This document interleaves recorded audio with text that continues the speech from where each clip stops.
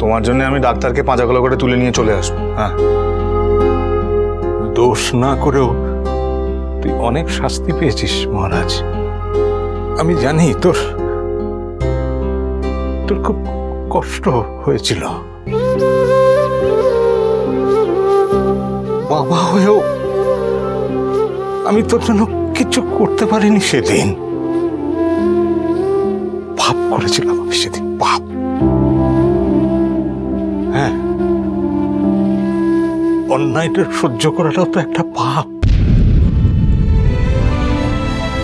কিন্তু আমি বুঝতে পারিনি যে সেই পাপের শাস্তি এতদিন বাদে আমাকে এভাবে পেতে হবে।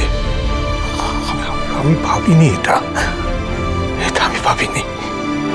তুমি কি বলছো বাবা এসব? হ্যাঁ, এসব কেন বলছো তুমি? কি হয়েছে বলো না। তোমার ডিউটিতে কোনো সমস্যা হয়েছে আজকে? কি হয়েছে আমাকে অন্তত সত্যিটা বলো। কোনো অঘটন ঘটেছে? বলো না বাবা। আমার দিকে তাকাও বাবা। বলো আমাকে অন্তত সত্যিটা লুকিও না। কি হলো? আরে দাঁড়াও শোনো বাবা, এসো আস্তে আস্তে এসো। দেখে চলো। তুমি প্রেশার ওষুধ তো খাওনি না? খেয়েছি। সত্যি কথা বলো তো। আরে খেয়েছি বলছি তো। তাহলে তোমার শরীরটা এরকম খারাপ কেন করছে? বসো। কষ্ট হচ্ছে না গো? হ্যাঁ, কিচ্ছু হবে না, সব ঠিক হয়ে যাবে। ও বুঝেছি। ওই তোমার ডিউটির লাস্ট দিনে আমি বলেছিলাম যে পাঁজাগোলা করে তুলে নিয়ে চলে আসবো, সেটা করিনি, তাই তোমার অভিমান হয়েছে, রাগ হয়েছে, তাই তো? হ্যাঁ। বাবা কখন গেছে কারেন্টটা মাগো। কি গরম, ভাল লাগে না। ইনভার্টারটাও গেছে, মানে যেদিকটা আমি না দেখবো সেদিকটাই গন্ডগোল হবে। ও এসে গেছে তোমরা ছাদ থেকে, খুব ভালো করেছো বাবা।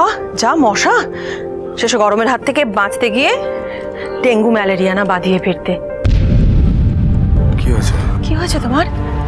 হ্যাঁ, শরীর খারাপ লাগছে নাকি? হ্যাঁ, কি গো বলো না।